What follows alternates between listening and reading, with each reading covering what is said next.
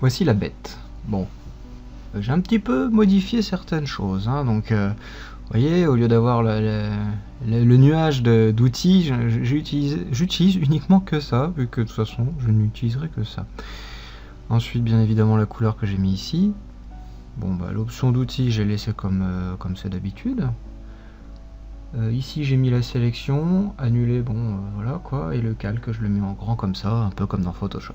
Bon, j'avoue, je veux pas non plus changer une équipe qui gagne, donc Photoshop essaye de mon côté, c'est toujours là les calques. Donc, bon. Ce qu'il faut aussi savoir avec GIMP, c'est ce petit cadre que je déteste à chaque fois au départ, qui te montre donc la taille de ton calque. Ça, j'aime pas du tout. Donc tu vas dans affichage, et là c'est afficher les bordures de calque. Voilà. Donc là déjà là, tu fais je respire un petit peu plus. Donc ça c'est déjà pas mal. C'est bien de respirer. Et alors, par contre, un truc que j'ai pas du tout apprécié dans GIMP, hein, c'est pour tout ce qui est les pressions et tout ça. Dès que tu allumes ton GIMP, ben, ça met tout de suite le dynamique de la brosse Pressure Opacity. Alors moi de mon côté, ce que j'ai fait, c'est je vais vous montrer, tac, voilà. J'ai créé donc un nouveau, une nouvelle dynamique de la brosse. Donc hop, on fait ça, style, taf, et là donc tu as ça qui apparaît. Après tu as juste à faire opacité et taille, lui donner un nom, et c'est bon. Donc je change le dynamique de la brosse, je vais le mettre comme celui que j'ai créé, je vais l'appeler pression. Les pressions, voilà, pression. Comme ça au moins je sais que c'est juste la size et l'opacité. Je fais un nouveau calque transparent, là. Et bon, ben, ce qui est intéressant, c'est de savoir la taille qu'on a avec la brosse qu'on veut. Alors, style par exemple, je veux bien un truc bien comme ça. Et donc je mettrais bien en 3. Donc un truc aussi pour ceux qui connaissent pas non plus voilà, GIMP, excusez-moi, c'est donc quand tu arrives au-dessus, avec la souris au-dessus là de taille, c'est la souris qui vient pour dire exactement où est-ce que tu vas aller. Si tu vas juste en dessous de taille là, ben c'est un autre truc, et là c'est en tout petit, c'est vraiment pour être un peu plus précis. Ou sinon tu as donc ici pour vraiment faire 1 en plus, 1 en moins. Et il y a aussi la possibilité dans les raccourcis clavier de demander d'affecter un bouton. Moi je l'ai mis carrément sur ma Cintiq pour demander 10 en moins sur le moment sur la grosseur de mon pinceau. Comme ça j'ai tout fin et tout gros, voilà. Ça va plus vite comme ça. J'ai aussi mis le X qui se situe pour encore changer comme Photoshop, les couleurs arrière-plan et premier plan. Donc ça c'est pas mal. Bon, c'est du blanc, donc ça fait comme si je gommais, mais ce n'est pas de la gomme vu que c'est sur un calque, donc ça va être du blanc, donc vaut mieux pas que je parte sur un délire comme ça. Donc je vais revenir sur du noir. On va se mettre en 1, voilà. Et on est parti.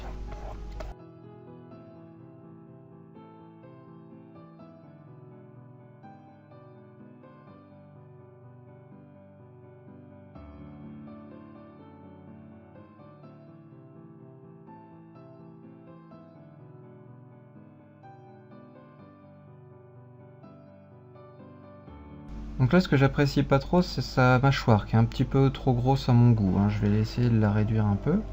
Donc je prends l'outil lasso, voilà, et j'en prends l'outil comme ça, voilà. Ensuite, les guides, je trouve qu'il y en a un peu trop là, nombre de guides, je mets aucun guide, comme ça je vois un peu plus ce que je fais, même si c'est pas comme Photoshop, hein, je l'avoue. Mais au moins, je vois à peu près où sont les éléments. Et je fais échelle, voilà, c'est pour moi un petit peu plus correct ça. Au pire on reclique dessus pour remodifier si jamais il y a des retouches à faire, voilà. Et ensuite j'appuie sur le petit bouton de la fleur, voilà, ça se remet en un seul calque. Donc bon, ça je trouvais ça assez pas mal, vu que au début je comprenais pas du tout comment que ça fonctionnait ce truc là. C'est quand t'arrives et puis t'as ça qui apparaît, tu fais au secours, qu'est-ce que c'est. Ben j'étais un peu paumé, donc ça va, je me suis un peu familiarisé, et même au contraire, c'est même assez cool cette idée, donc après, on s'y fait. Donc là, je vais recréer un nouveau calque, transparent si possible, voilà. Je vais essayer de faire tout de suite les cheveux, donc c'est parti.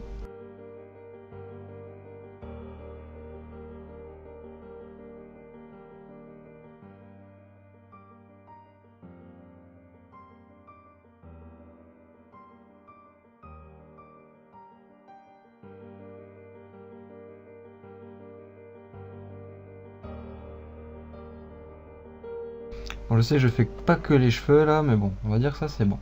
On va essayer donc d'aplatir ce calque par-dessus. Donc, je fais un clic droit sur ce calque que j'ai envie de fusionner vers le bas. Tac, voilà. Alors, ça c'est juste mon trait, on va dire, voilà, je mets tout de suite en opacité. Donc là on va passer à une chose sérieuse. Je sais pas si vous avez remarqué, mais moi ici je n'ai pas de gomme. Ah oui, parce que j'aime pas la gomme. C'est con, mais j'aime pas supprimer les choses. J'aime bien les modifier, mais pas les supprimer. Donc, comme d'habitude, je suis pas comme les autres. Alors, ce qu'il en est. On va changer de là, s'il vous plaît, merci. Nous allons faire un code pour créer un nouveau calque. Donc, en gros, ce que je fais d'habitude, c'est un calque, on va dire transparent, ouais, ok, ouais, avec, si possible, un masque, alors donc c'est clic droit, voilà, ajouter un masque, voilà, de calque, hein, voilà, et noir, oh bah c'est cool ça, noir, transparence totale, bah oui, ajouter, voilà, ajouter. Et là maintenant, bah voilà, je me retrouve avec de la transparence, donc c'est pas cool. Je vais peut-être donc le remplir, je vais le remplir de par exemple de vert. Voilà, donc là je vois que c'est du vert, voilà, ok, bon. Je vais prendre donc mon pinceau, et si je le prends bien évidemment en noir, et que je le repermette en blanc, là, je vais pouvoir tracer du vert. Ou si jamais je fais X, je pourrais retirer du vert. Donc ça c'est ma méthode que j'aime bien. Le problème c'est que c'est assez long à faire tout ça. Donc j'ai créé... pardon, excusez-moi.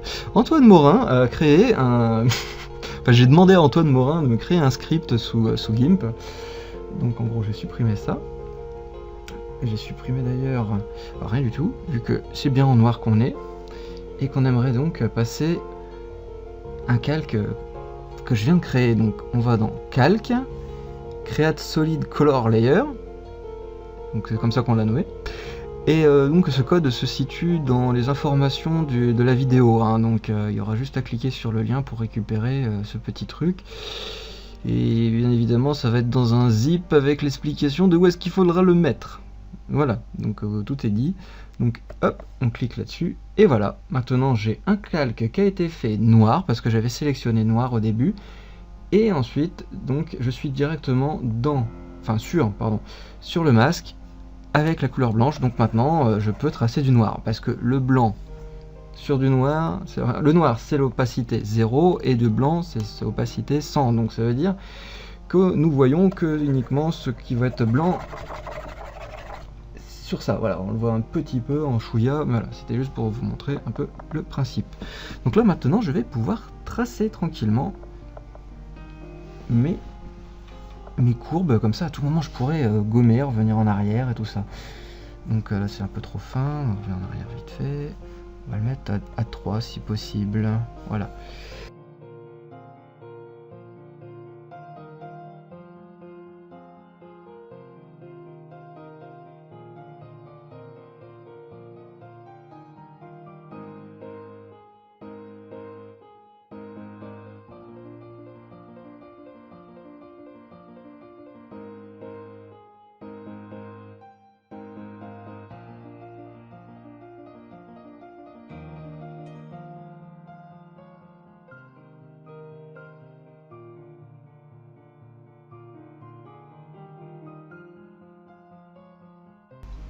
Donc nous avons notre petite Zopiac qui est en train de se construire devant nous. Voilà. Alors, comme d'habitude, hein, on reprend le calque qui est en dessous qu'on a masqué, mais bon, c'est pour mettre ensuite une couleur par-dessus.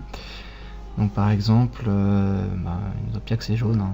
Donc on va essayer de trouver le jaune de la Zopiac à peu près. Je sais pas trop si j'arriverai à retrouver exactement les mêmes couleurs, mais bon, j'ai un peu du mal avec ce mélangeur encore. Voilà. Donc j'ai pris du jaune. Je vais dans Calque, Create Solid Color Layer. Toc. Et c'est parti, j'essaye donc de sélectionner mes zones jaunes. On va essayer de délimiter les éléments de mon personnage. Donc voilà, pour que ça sorte sur les cheveux, pas dans les yeux non plus. On va avoir les yeux un peu jaunes. Ça fait un peu pas cool. Là aussi, là il y a des trous. On voit les trous là. Hop, on les remplit.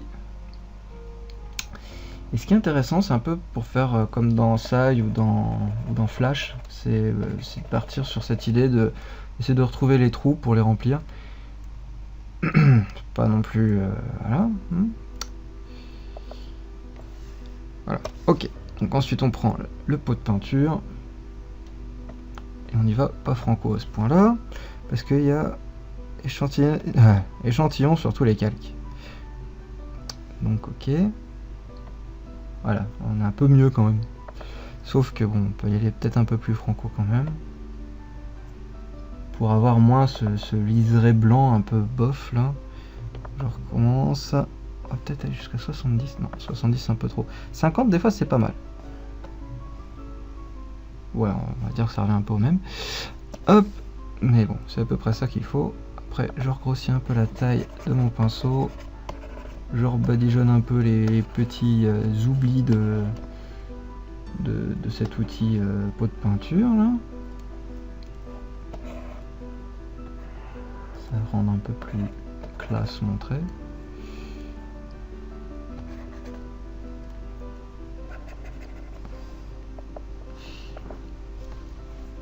Et après on est parti, ouais, pourquoi pas sur du blanc. On va peut-être même d'ailleurs un petit fond là, pour essayer de voir à peu près qu'est-ce que je suis en train de colorier.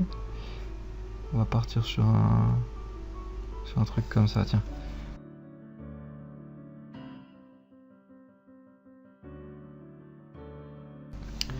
Donc on reprend notre blanc. Donc on revient, on peut le mettre carrément ailleurs si possible. Tac. Alors, donc on est en blanc, couleur, de calque, voilà, et comme ça, et pris. On va peut-être remettre un peu plus petit la taille, hein. On n'est pas non plus si bourrin que ça. On peut zoomer si possible. Ah, on peut plus zoomer. Ah, c'est parce que je dois avoir le truc qui clignote en fait en ce moment. Non. Ok, ah c'était ça.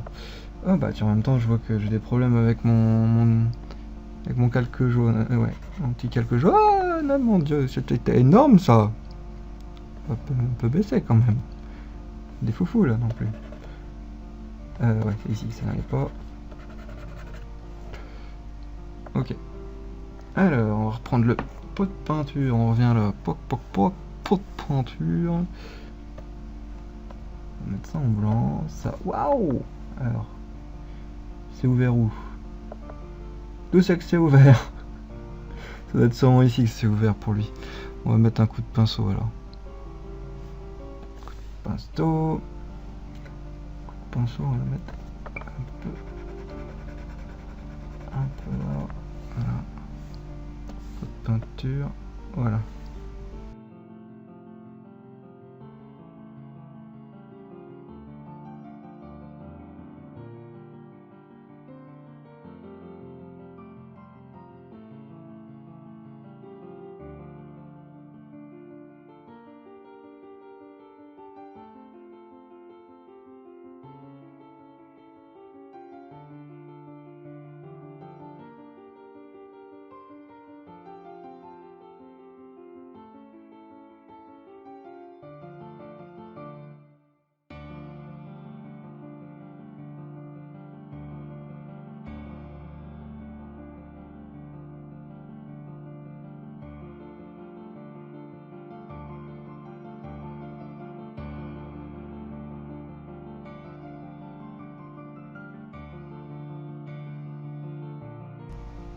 Nous avons donc nos couleurs qui sont déjà bien présentes. Nous allons donc passer à l'ombre et la lumière. Donc comme d'habitude, de mon côté, toujours la même chose. Je mets tout ça en violet très foncé, on va dire à peu près comme ça. Calque créateur, ça, en mode multiplié. Donc c'est mode produit pour ceux qui sont photoshopiens, pardonnez-moi. Et donc ensuite en alpha, c'est possible 50, ouais. Et donc après, c'est parti.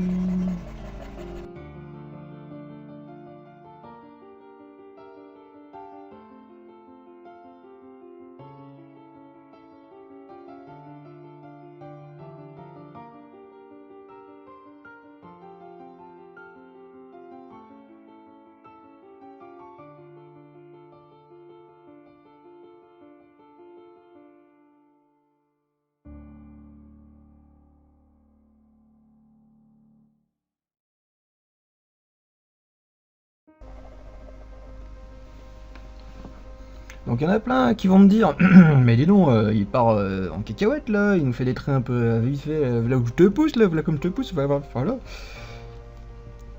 C'est juste qu'à côté du pinceau, il y a l'outil préféré du JM. Oui, c'est celui-là. Et ça, il est clair et net que je l'adore. Voilà, je le mets toujours à 80, comme Photoshop. Par contre, je mets un peu plus gros, s'il vous plaît. Voilà.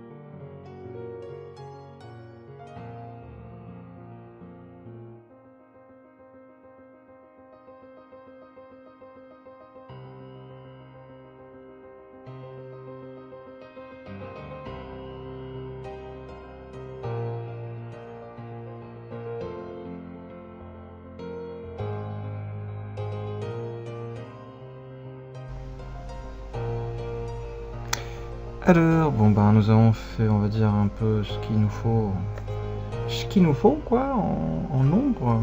C'est plus la classe comme ça, je trouve. Et on va attaquer la lumière, hein. Donc on va se mettre on va pas mettre tout de suite un blanc tout de suite, on va mettre peut-être un petit rose, un petit jaune bien incrusté, je pense, superposé, ouais. On va voir si on peut faire superposer avec un peu d'alpha, voir ce que ça donne.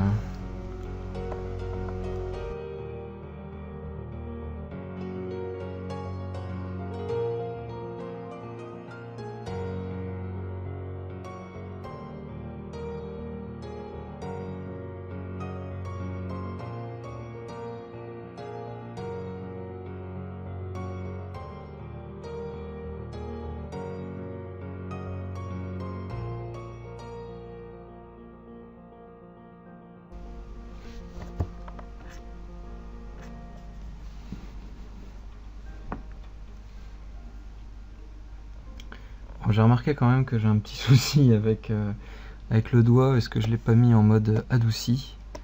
Donc je vais le mettre tout de suite en adouci, je vais retoucher ce que je dois retoucher. Parce que là ça fait assez glauque là quand même, hein. Ah, en fin de compte c'est pas là, c'est là, ok.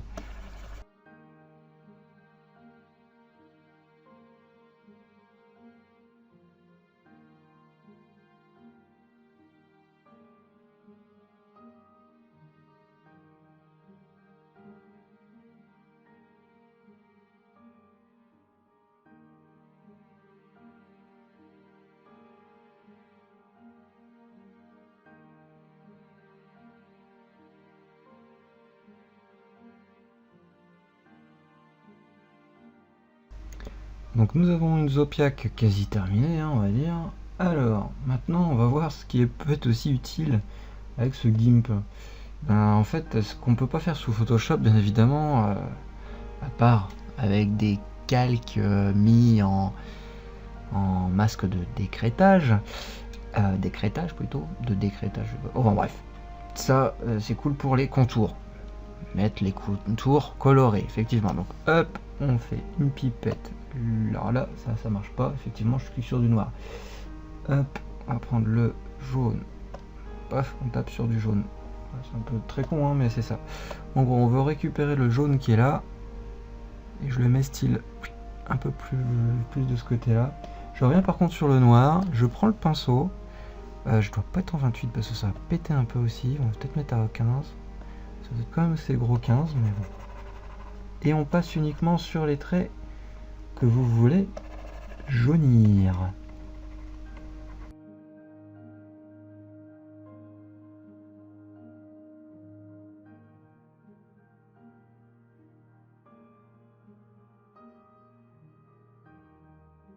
Voilà, échantillonner sur tous les calques, voilà, il fallait cocher ça pour vraiment avoir la couleur que vous voulez sans passer par ici.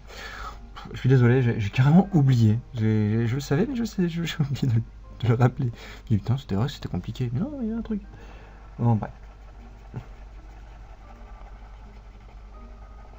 Donc si vous en arrivez à peu près à ce moment de ce tuto, c'est que pour vous, vous n'êtes pas endormi. Félicitations, parce que franchement, on sait jamais, hein. J'aurais pu aussi être très chiant, et ben ça on dirait. Alors, pour ceux qui aiment bien GIMP, je vais être chiant parce que chaque fois je vais dire ça ou un truc comme ça. Donc ouais, GIMP, tout à l'heure j'ai dit Skype. Donc GIMP, alors GIMP, ce qui est intéressant, c'est voilà, c'est comme vous voyez en ce moment, je suis en train de badigeonner comme un fou les endroits et tout ça, mais je n'ai pas expliqué que c'est à peu près comme ceux qui sont amoureux de ça, là, hein, je m'applique à vous, hein, parce que en gros, ce qui est intéressant dans ça, c'était la fluidité. Alors oui, alors la fluidité du trait, pardonnez-moi, c'est le lissage que ça s'appelle exactement. Le lissage. Parce que la fluidité, ça n'a rien à voir, vu que la fluidité, c'est dans Photoshop. Attends, on va peut-être partir un peu sur du vert un peu plus clair, hein, parce qu'on ne voit pas trop. Donc, ouais, je reviens sous Sai. Le problème de Sai, au contraire, le truc qui est bien sous Sai, c'est le trait. Je suis un homme, je peux pas faire deux choses en même temps, ok? L'excuse bidon. Alors, ouais, donc dans Sai, ce qui est intéressant, c'est. Comment ça s'appelle? Pas la fluidité, le lissage. Alors, ce qui est intéressant avec le lissage, c'est que si jamais vous voulez faire un trait, on va dire, très courbe et tout ça, il n'y a pas de problème. Alors, attendez, hop, on va prendre du noir pour vous comprendre, et un petit peu mieux dans les choses. Tac, donc j'ai fait un solid color. Voilà, je suis là. Je m'amuse à faire ça, par exemple. Bon, ça va, c'est rapide, c'est fluide. Mais bon, des fois, tu essayes d'être un peu correct. Ah, tac, et là tu fais non. Donc, il y a lisser le tracé que ça s'appelle. Donc tu peux t'amuser à le mettre à fond par exemple, et là vous allez voir que ça va faire pareil que dans Sai, ça va suivre lentement mon truc. Alors ça peut être génial pour si jamais j'aurais voulu faire vraiment plus proprement le trait de ça, mais c'était juste un tuto vite fait.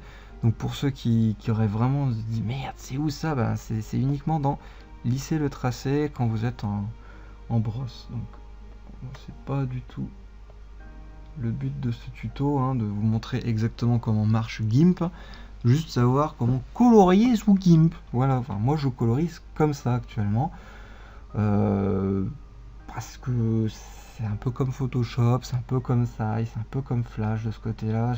C'est ma technique de coloriage, après c'est à vous de trouver la vôtre, hein, on va dire ça comme ça, sans être vulgaire, hein, parce que quand même, il y a plein de possibilités.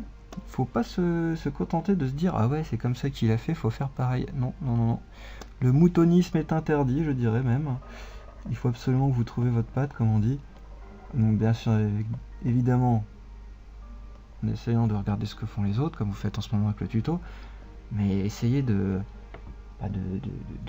d'explorer votre vous intérieur, quoi. Mon Dieu. Allez, je vous laisse là-dessus et j'espère que vous pourrez vous éclater sur n'importe quel logiciel parce que de toute façon, le but, c'est pas de se contenter d'un seul. Faut essayer tout et pas tous non plus parce que sinon il faut trouver les cracks et tout, c'est un peu chiant, hein, je l'avoue. Mais il faut pas se limiter qu'à un seul.